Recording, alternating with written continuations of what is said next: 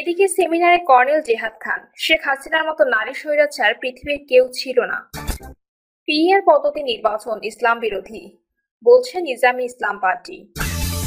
এবং সর্বশেষ জানাবো চিকিৎসা পেশা নিয়ে আসিফ নজরুলের মন্তব্য রাষ্ট্রবিরোধী অবস্থানের সামিল, বলছে এনসিপি। শুনছিলেন সংবাদ শিরোনাম, এবারে বিস্তারিত। এরা আমাকে মেরে ফেলতে চায়, বলছেন ফজলুর রহমান। বিএনপি চেয়ারপারসন উপদেষ্টা অ্যাডভোকেট ফজলুর রহমান বলেছেন, শেখ হাসিনার আমলে আমার মনে হয়েছে আমাকে জেলে নিয়ে যাবে, কখনো জামিন দিবে না, কিন্তু এখন এরা আমাকে মেরে ফেলতে চায়। সম্প্রতি একটি বেসরকারি টেলিভিশনের টক শো অনুষ্ঠানে তিনি এসব কথা বলেন। ফজলুর রহমান বলেন, 2023 সালের 28 অক্টোবর যখন বিএনপির 10 লাখ লোকের জামায়াত 10 মিনিটে ভেঙে দিল, সবাই যখন জেলখানায়, অনেকে পালিয়ে গেল, লাখ লাখ কর্মী যখন জীবনের ঝুঁকি নিয়ে যখন আসামি হয়ে গেল, আমি ফজলুর রহমান তখন প্রতিদিন হাসিনার বিরুদ্ধে কথা বলেছি। তিনি বলেন, স্ত্রীকে বলেছি তুমি বিধবা হবা, সন্তানদের বলেছি তোমরা এতিম হবা, কিন্তু আমি ঘর থেকে পালাবো না। সেই সময় আমার মনে হয়েছে যে শেখ হাসিনা সরকার আমার মতো একজন সিনিয়র উকিলকে অন্তত মারবে না, কিন্তু এখন প্রতি মুহূর্তে মনে হয় সরকারের পক্ষ থেকে, ছাত্রদের পক্ষ থেকে, জামাত শিবিরের পক্ষ থেকে, আর ওই যে ইউটিউবার থাকে ফ্রান্সে, তার পাশে বসে একজন বলছে ফজলুর রহমানকে হত্যা করা এখন ফরজ হয়ে গেছে, আর ছেলেরা বলছে তার উপরে মব জাস্টিস চলবে। মব জাস্টিস মানে আমার মৃত্যু। এইটা কিন্তু তখন ছিল না। প্রবীণ এই রাজনীতিবিদ আরো বলেন, শেখ হাসিনার আমলে আমি মনে করি নাই যে আমাকে মেরে ফেলবে, আমি মনে করেছি আমাকে জেলখানায় নিয়ে যাবে, কোনোদিন জামিন দিবে না, কিন্তু এরা আমাকে মেরে ফেলতে চায়। পিআর পদ্ধতি নির্বাচন ইসলাম বিরোধী, বলছে নিজাম ইসলাম পার্টি। বাংলাদেশ নিজাম ইসলাম পার্টির নির্বাহী সভাপতি মাওলানা এ.কে.এম আশরাফুল হক বলেছেন, আসন ভিত্তিক নির্বাচন পদ্ধতি একটি মীমাংসিত বিষয়, এখানে সংস্কারের কোনো অবকাশ নেই। তিনি বলেন, যারা প্রচলিত নির্বাচন পদ্ধতির বাইরে যে আনুপাতিক তথা পিআর এর মতো আজগুবি নির্বাচন পদ্ধতির দাবি করছেন, এর মধ্যে কিছু ইসলামী দলকে আমরা দেখতে পাচ্ছি। অথচ পিআর পদ্ধতি নির্বাচন একটি ইসলাম বিরোধী পদ্ধতি, কারণ রাষ্ট্র পরিচালনার জন্য ইসলাম জনগণকে যোগ্য ও ভালো ব্যক্তি নির্বাচন করতে বলেছে, দল বা প্রতীক নির্বাচন করতে বলেনি। গণমাধ্যমে পাঠানো এক বিবৃতিতে বাংলাদেশ নিজাম ইসলাম পার্টি নির্বাহী সভাপতি মাওলানা এ.কে.এম আশরাফুল হক এমন মন্তব্য করেন। আওয়ামী লীগকে পুনর্বাসনের জন্য পিআর এর দাবি করা হচ্ছে মন্তব্য করে তিনি বলেন, এই পদ্ধতিতে সরকার ও রাষ্ট্রকে সবসময় দুর্বল করে বিদেশিদের তাবেদার বানানোর গভীর ষড়যন্ত্র রয়েছে। পিআর পদ্ধতিকে বিদেশি ফরমায়েশি নির্বাচন পদ্ধতি দাবি করে আশরাফুল হক আরো বলেন, নির্বাচনের সংস্কারের অভিনব এই পদ্ধতির দাবি পতিত ফ্যাসিবাদকে পুনর্বাসনের নিয়ামক ভূমিকা পালন করবে, কারণ আগামীতে বাংলাদেশের কোথাও কোনো আসনে এককভাবে স্বৈরাচারী আওয়ামী লীগ বা তাদের সহযোগী কোনো প্রার্থী বিজয়ী হওয়ার সম্ভাবনা নেই।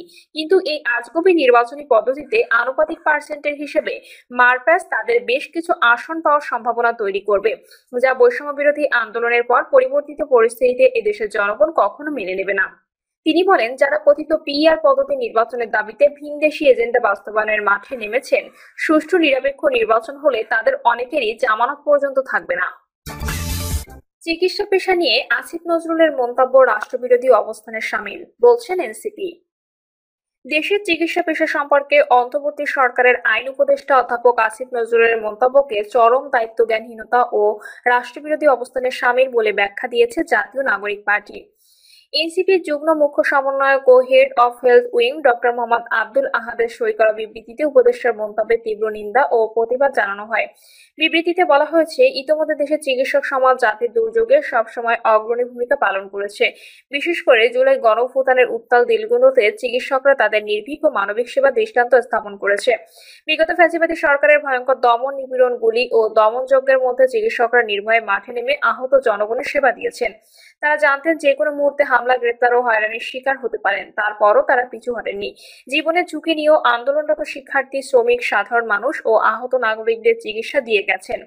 চিকিৎসকদের সেই নির্ভীক সেবা পরায়ণতা বাংলাদেশের গণমানুষ চিরকাল কৃতজ্ঞ চিত্রে স্মরণ করবে। তাছাড়া করোনা মহামারীতে শত শত চিকিৎসক প্রাণ হারালেও তারা সরে যাননি সেবা দেওয়ার পথ থেকে। প্রত্যন্ত অঞ্চল থেকে শুরু করে রাজধানীর হাসপাতাল পর্যন্ত চিকিৎসকরা দিনরাত নিরলস পরিশ্রম করে চলেছেন।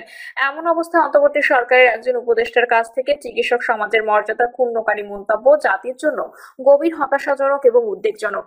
চিকিৎসক সমাজকে অসম্মান করার মানে দেশের প্রতিটি সাধারণ নাগরিককে অসম্মান করা। কারণ চিকিৎসকরা কেবল পেশাজীবী নন, তারা জাতির জীবন রক্ষক। জাতীয় নাগরিক পার্টি দৃঢ়ভাবে বিশ্বাস করে চিকিৎসকদের অবমাননা করে কারো ব্যক্তিগত জনপ্রিয়তা বাড়ানো যায় না, বরং এতে জনগণের আস্থা নষ্ট হয় এবং স্বাস্থ্য ব্যবস্থা বিপর্যস্ত হয়। আমরা মনে করি অধ্যাপক আসিফ নজরুলের মতো অন্তর্বর্তী সরকারের উপদেষ্টার এমন দায়িত্বজ্ঞানহীন বক্তব্য সরকারের গ্রহণযোগ্যতা ও বিশ্বাসযোগ্যতাকে প্রশ্নবিদ্ধ করতে চায়। ডাকযোগে চিঠি দিয়ে দুই জামাত নেতাকে রাজনীতি ছাড়ার হুমকি। পিরোজপুরের নেছারাবাদ উপজেলায় ডাকযোগে চিঠি পাঠিয়ে বাংলাদেশ জামাত ইসলামী সংশ্লিষ্ট দুই নেতাকে রাজনীতি ছাড়ার হুমকি ও চাঁদা দাবির অভিযোগ উঠেছে। এ ঘটনায় ভুক্তভোগী নেতারা পৃথকভাবে থানায় লিখিত অভিযোগ দায়ের করেছে। নেছারাবাদ উপজেলার সমুদয়গাঠি ইউনিয়নের বাংলাদেশ জামাত ইসলামী শ্রমিক কল্যাণ ফেডারেশনের সভাপতি মোহাম্মদ আব্দুর রহমান ডাকযোগে একটি রেজিস্ট্রিকৃত চিঠি পান। ওই চিঠিতে তাকে জামাতের রাজনীতি থেকে সরে দাঁড়ানোর হুমকি দেওয়া হয় এবং 50,000 টাকা চাঁদা দাবি করা হয়। চিঠির খামের প্রেরকের নাম ছিল মোহাম্মদ কবির মিয়া, যার ঠিকানা হিসেবে নেছারাবাদ উপজেলার কামারকাঠি গ্রামের নাম উল্লেখ করা হয়। এর আগে গত বুধবার একই ইউনিয়নের 2 নম্বর ওয়ার্ডে জামাত ইসলামী ওলামা বিভাগের সভাপতি মোহাম্মদ শরীফুল ইসলামও ডাকযোগে হুমকিমূলক চিঠি পান। ওই চিঠিতেও তাকে রাজনীতি ছাড়তে বলা হয়। খামের প্রেরক হিসেবে উল্লেখ করা হয় নেছারাবাদ উপজেলার স্বরূপকাঠি পৌরসভার বাসিন্দা মোহাম্মদ জাহিদ শিকদারের নাম। এ বিষয়ে জামাত ইসলামীর স্বরূপকাঠি পৌর শাখার আমির মাওলানা মোহাম্মদ জহিরুল ইসলাম বলেন, আমাদের ইউনিয়নের দুই নেতা ডাকযোগে চিঠি পেয়ে রাজনীতি ছাড়ার হুমকি ও চাঁদার দাবি স্বীকার হয়েছেন। আমরা চিঠিতে দেওয়া নাম, ঠিকানা ও মোবাইল নম্বর উল্লেখ করে থানায় লিখিত অভিযোগ দিয়েছি।